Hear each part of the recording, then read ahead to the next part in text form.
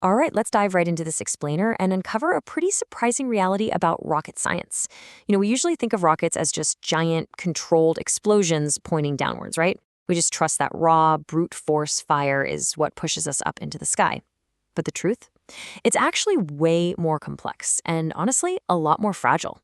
Inside that roaring inferno is an environment where completely invisible sound waves can literally shake a vehicle to pieces. So today we're exploring the invisible battle of solid rocket combustion instability, which is basically a phenomenon that's been giving engineers massive headaches ever since the very first solid rockets back in World War II. Now take a look at this violent, jagged spike right in the middle of the burn. That is absolutely not a sensor glitch. That is exactly what happens when a rocket motor's internal acoustics suddenly turn against it. What starts as a smooth, perfectly normal burn degrades into absolute chaos, hitting what engineers call the limiting amplitude of oscillations.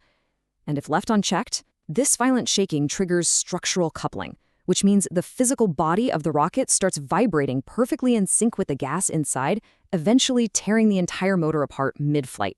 Because this physics gets pretty wild, we're going to break this explainer down into a quick roadmap. 1. When rockets vibrate to destruction. 2. Acoustics of a rocket motor. 3. The balance of forces. 4. Engineering rules of thumb. And 5. Triggering chaos and failure. Okay, kicking things off with Section 1, when rockets vibrate to destruction, the high-stakes reality of rocket science. So what are we actually dealing with here? At the heart of all this is combustion instability. Simply put, this is the amplification or attenuation of acoustic oscillations by the solid propellant's own combustion. Basically, sound waves are coupling directly with an explosion. It's not just harmless background noise, we're talking about acoustic energy literally feeding off the fire itself. When the pressure goes up, the burning rate goes up, generating even more pressure, which then creates an even bigger sound wave. It's a terrifying feedback loop. Moving right along to Section 2, acoustics of a rocket motor, the deadly musical instrument. To really get this, you have to picture the inside of the chamber as a giant, potentially lethal wind instrument. You've got different geometries of sound waves just bouncing around in there. You might have radial waves, those are pushing outward from the center straight into the motor walls. But more commonly, you're dealing with longitudinal waves. These are intense pressure waves slamming back and forth from the very front of the rocket to the absolute back. Think of it like blowing into a flute to create a standing sound wave. Except here, burning fuel creates standing acoustic waves that desperately want to tear the instrument to shreds. That brings us to Section 3, the balance of forces, the mathematical tug-of-war. So inside the rocket, there is a constant, raging battlefield going on between two opposing sides. On one hand, you have driving mechanisms. These are the forces actively trying to amplify the vibrations and feed that acoustic energy. And fighting desperately against them are the damping mechanisms, the physical and structural elements trying to suppress or bleed off those vibrations. Honestly, whether your rocket makes it to orbit or explodes right there on the pad depends entirely on which side of this mathematical equation wins. If we put these forces head-to-head, it's basically villains versus heroes.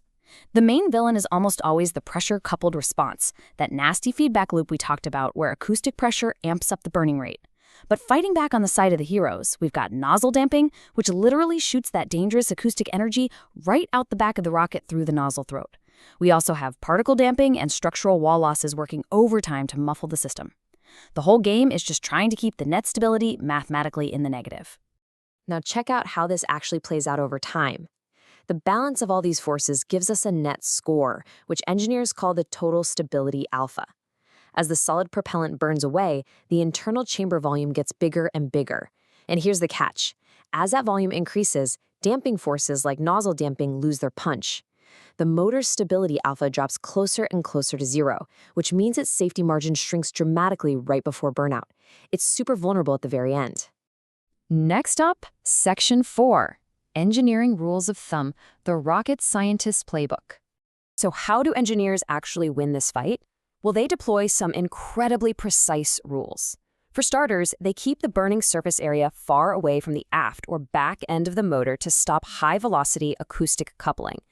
They also meticulously avoid sharp corners inside the fuel, so the fast-moving gas doesn't whip up swirling acoustic driving vortices. They even design the propellant core using odd-numbered star shapes. Why? Because it makes it way harder for tangential acoustic waves to find a perfect destructive rhythm. It is just brilliant engineering geometry at work. But hey, it's not all just geometry, it's microscopic chemistry too. And there is one magic number you need to know: 5 microns. That is the critical size limit for ammonium perchlorate particles mixed into the fuel. Hard-earned empirical lessons have shown that if engineers mix up a formulation with particles smaller than this, which naturally burn way faster, the propellant's pressure response absolutely skyrockets. It basically turns a perfectly good motor into a flying acoustic bomb. To fight back against this, engineers rely on chemical weapons, specifically the magic of particle damping. By tossing in perfectly sized microscopic particles, like aluminum oxide, into the combustion mix, those tiny little specks physically absorb the sound energy as they flow through the hot gas. They act as a massive microscopic sound muffler. And it's highly tunable too. Smaller particles effectively damp out higher acoustic frequencies, while the larger particles soak up the lower ones. It's literal acoustic warfare on a microscopic scale. And finally, we reach section 5, triggering chaos and failure, when the real world intervenes. All right, picture this scenario.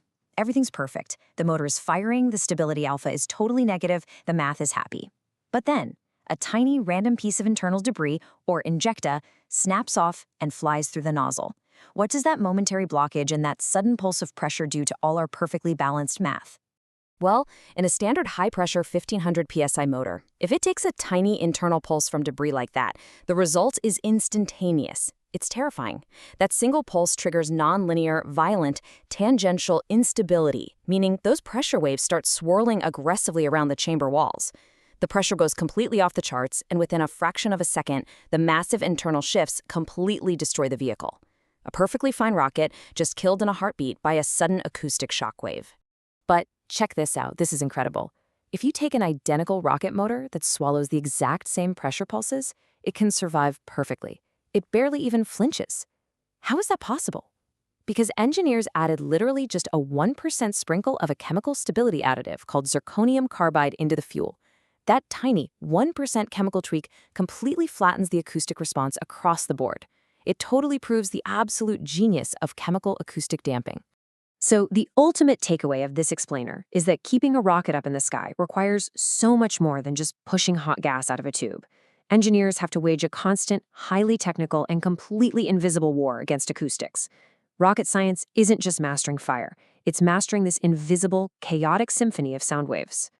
Which really makes you wonder, doesn't it? If just a 1% change in chemistry can tame a raging rocket and stop it from literally vibrating itself to dust, what other invisible battles of physics are happening all around us in the machines we trust every single day? Keep questioning the invisible forces around you, and thanks for exploring this fascinating engineering playbook with me.